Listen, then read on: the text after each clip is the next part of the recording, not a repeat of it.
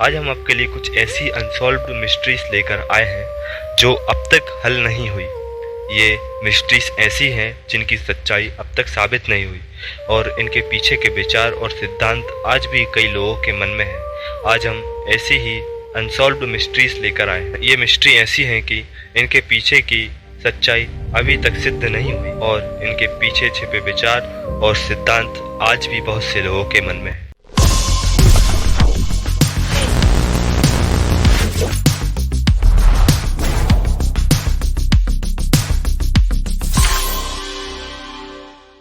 Dyatlov दर्रा हादसा 1959 में एक ग्रुप के कुछ लोग रूस के यूराल माउंटेन में हाइकिंग ट्रिप पर गए थे, लेकिन कुछ दिन में उन सभी के शरीर मिले जिन्हें कई जगह पर फैलाया हुआ था। उनकी मौत का कारण अब तक पता नहीं चला और इस घटना को डायटलोव पास घटना के नाम से जाना जाता है। रानो की कॉलोनी एक नॉर्थ कैरोलिना में था जहां पर अंग्रेज रहते थे, लेकिन एक दिन जब सप्लाई शिप वापस आया तो सभी कॉलोनिस्ट्स गायब हो गए और उनके पीछे कोई क्लू नहीं था। अब तक उनकी गुमशुदगी का कारण नहीं पता चल पाया है। MS-370 एक मलेशियाई एयरलाइंस की फ्लाइट थी।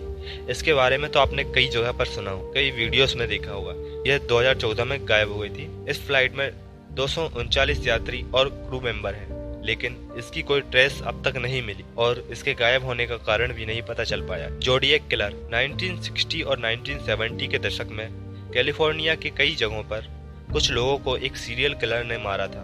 ये किलर खुद को राशि नाम से जानता था और इसके बारे में कई कोड पुलिस को भेजे गए थे, लेकिन ये किलर कौन था और क्या उसका मकसद था, ये अब तक पता नहीं चल पाया। इसके बारे में कई लोगों ने यह अफवाह बनाई थी कि इसे नर्क के देवता ने भेजा। वह सिग्नल 1977 में ओहियो स्टेट यूनिवर्सिटी के बिग एयर रेडियो टेलीस्कोप ने एक रेडियो सिग्नल प्राप्त किया था जो कि ऐसे पैटर्न में था जो कि प्राकृतिक स्रोत से नहीं आता। इस सिग्नल को वह सिग्नल के नाम से जाना जाता है, लेकिन इसके बारे में कोई भी जानकारी अब तक नहीं मिली।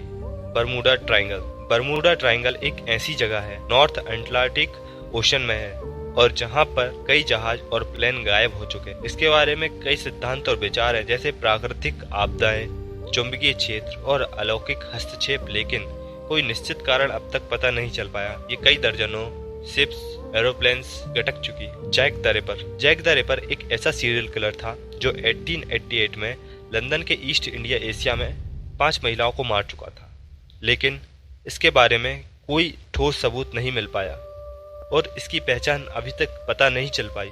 और महिलाओं के कत्ल के पीछे क्या मकसद था इस जैक द रिपर का, ये अभी तक कोई सबूत मिला है। ये जैक द रिपर एक मिस्ट्री ही बनकर रह गया। नाजका लाइन्स पेरू के नाजका डेजर्ट में है और ये कई ऐसे जियोग्लिफ्स हैं जो बहुत बड़े साइज में बने हुए हैं। ये अभी आप स्क्रीन पर देख रहे हैं, ये है नाजका लाइन्स और इन्हें ग्राउंड से देखना संभव नहीं है।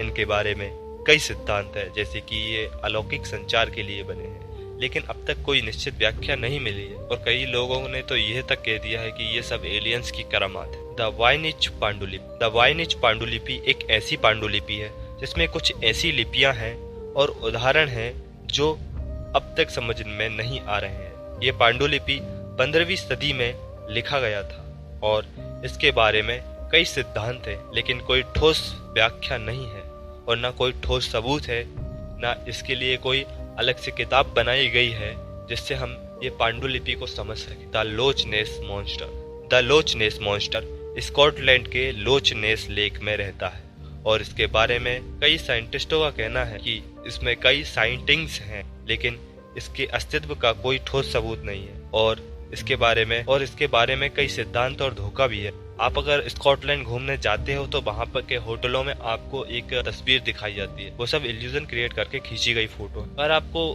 द लोच नेस मॉन्स्टर के बारे में पूरी कहानी जाननी है तो द लोच नेस मॉन्स्टर के नाम से एक मूवी है, आप उस मूवी को देख सकते हैं। द क्रिप्टिक सिफर रैंसवुड के शांत शहर में एक छोटा समुदाय एक अजीबोगरीब घटना से हिल गया था। एक गुप्त पहेली की खोज जो शहर के मुख्य चौराहे पर रात भर दिखाई देती थी।